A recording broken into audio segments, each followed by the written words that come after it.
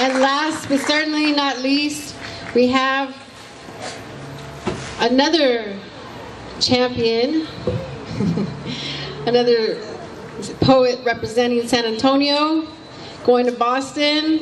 She has books for sale as well afterwards. Please see her. Music-Ariana Brown, come up to the mic, please.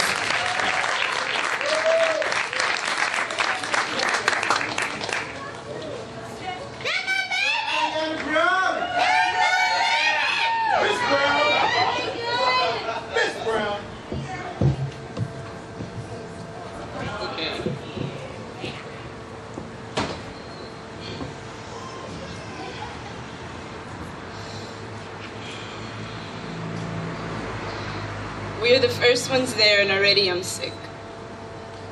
My mother asks if I want to see the body and I quickly shake my head. I haven't been this still since nap times in kindergarten when Miss LeBay gave out Pop-Top cereal boxes for whoever stayed asleep the longest. Thinking I might lose it, I stumble into a pew to catch my breath, wondering where the hell is everyone else? It's said that sinners will reach for the Bible when the ground caves under them. Well, guess I'm no different. And the book of Genesis was never more welcome in my empty palms. 2 more people enter, I lose my center, and afternoons on the front porch with Popo's crackling voice dusting the Galveston humidity almost break me. Rewind to present. The congregation falters the last few steps before the casket. Dry their black faces with white handkerchiefs, wiping sweat stains and never voice wishes from their lips, dying for a last glimpse, and I'm still sick. Gospel begins with 2 instruments and a song too heavy to sing.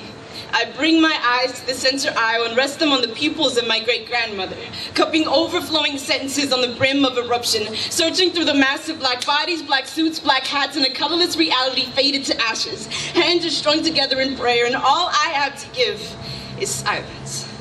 The forest of strangers grows more unfamiliar with each syllable, and the religious principles echoed in the foundation of this lamenting building are ripping me limb from limb, internally split between my 8-year-old self shuffling red playing cards over the sound of Popo's TV baseball game, and the secular selfish thoughts drawn on the years after. My last visit was years before the hurricane's tirade waters kissed the floorboards of every house on Avenue N, and even then I still can't remember what Popo looks like.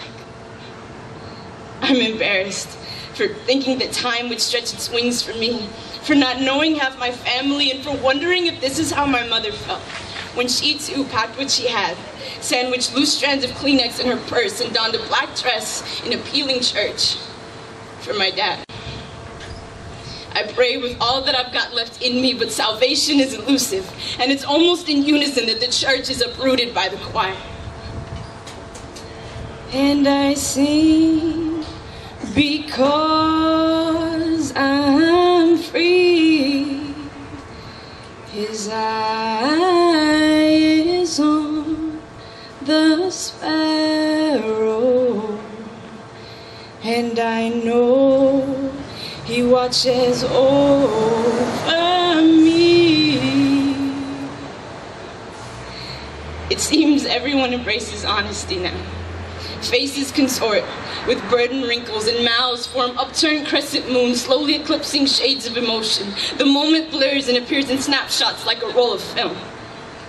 Heat wave, crippled hearts, limp balance, sweat blades, dark skin, old song, pressed hair, abused formality, lonely spirits. We don't understand death because we fear it. And here in this crowd of my ancestors, I've never felt more sequestered from what I thought I knew, and I know better. But the pumping of blood through my skin is just a reminder of what I took for granted, and I can't give it back. I can't give it back, so I'm stuck sick, clutching at whatever feeble memories don't slip past this present I've locked myself into. I'm in 2 pieces, sloppily glued at the heart seams, and it seems the hardest part is still sitting in this church pew, the knock of men's shoes against the wood grain holding me down, follow me out the entrance and onto the sidewalk, where relatives attempt to get a grip on something they can't explain.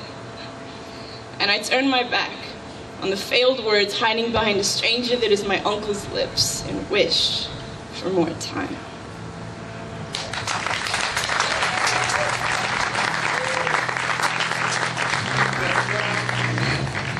So my name's Ariana Brown. I think they mentioned I'm on this year's Boston They Speak Slam team for nationals. So we'll be going out to San Francisco in July to go compete at the national level. And I am selling poetry chapbooks, 2 poems for $5, and the proceeds go towards getting us out there for practice and for expenses for the team. So if you like what you hear tonight, please come see me after the show. I think I'm gonna do... Okay, Anthony Flores has a donations jar for Freshing, the San Antonio team, so San Antonio can finally send a team to nationals for the first time. Okay, so I'm gonna do one more poem.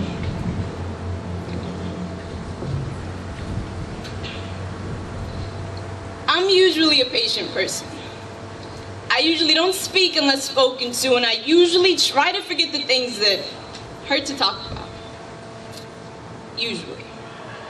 But lately, usually hasn't been punctual enough to skip over the time I owe you in memories. See, your words used to be like anchors aboard our sinking ship, and even though I can't swim, I would have given my only life raft to crash land in our ocean of uncertainty face first if you gave the go-ahead. But we never finished that conversation. You played your escape card. I pretended we still had time, and now we're both lost in the waves, clutching possibilities and bouquets, hoping we won't run out of water, of steam, of reasons to keep believing in something we haven't found yet because you are still feeling sorry for yourself. Yet, for you, I would detach my bones, lay them in the sand to form a poem about how my body breaks for you, and how every mistake that you thought we were unhinges me from the core, singeing every hope I had of us ever being something more than people who used to love each other. And maybe we were right for all the wrong reasons, but your excuses have expired. I refuse to stand here and apply lipstick to the past, thereby making you feel better and insulting what I still remember. I want my moments back. We snorted our ashes like fools, trying to rebuild what was never there in the first place, but we put on a good show. The arrows were bow-tied in the crossfire. The arrows were bow-tied in the crossfire. Were bow-tied in the crossfire, and our miscommunication was so beautiful. Cupid must have been a politician in disguise. See, if I would have known from the beginning that she still had your heart, I would have understood why we were never written in the stars, any religious text, or each other's poems. We existed in the drone of dial tones, the corners of cubby holes waiting for the comfort of our mothers, and other odd places like worry and guilt that vagabonds like ourselves call home. The spaces we're afraid to be alone in and not brave enough to ask for help to run away from. I am your monster. Act like you didn't create me, hate me, break me into segments sharp enough to fondle your fondest memories and secrete the secrets I trusted you with. Paint me twisted, so you never have to confront yourself with my pupils or acknowledge that we ever shared the same sensor. Remember me, blacker than the bags underneath our eyelids. Carry me in your pocket, disposing me like an old penny in the street so we can hope to be found again. Forgive yourself and then keep walking. And you still don't understand why I won't respond to your text messages, but I am done playing high school with you.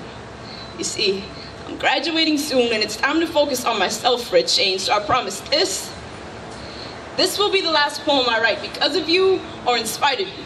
Because I am through being your junkie and sticking my own vein in painful attempts at trying to love you. And I usually don't speak unless spoken to, but I'm tired of hiding the poems I wrote for you.